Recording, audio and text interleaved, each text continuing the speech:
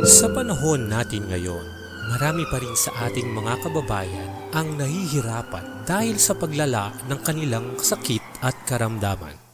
Si Kap Toti de la Rosa ay naniniwala na prevention is better than cure.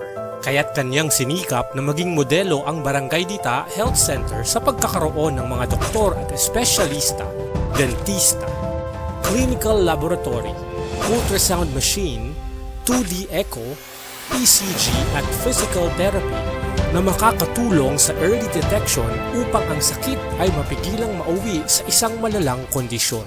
At ngayon, bilang ABC President, isinusulong ni Kap Konsi Toti de la Rosa ang isang magandang health program sa lahat ng mga barangay sa lungsod ng Santa Rosa at handa siyang umagapay upang mabilis at matagumpay itong maisakatuparan. Suportahan natin ang magandang advokasya ni Konsi Toti de la Rosa tungo sa malusog na Santa Rosa. Dahil ang malusog na pangangatawan ay tungo sa isang malusog na pamayanan.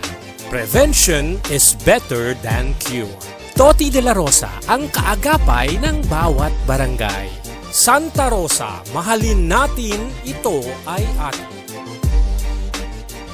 Sino ba ang Kap Konsi na maaasahan? Approve yan, Toti de la Rosa. May talino ng puso na dapat tularan. Approve yan, Toti de la Rosa. May programa at proyektong kapakipaglaban. Yan, Toti de la Rosa. Ipaunlad ng health center sa Barangay Dita.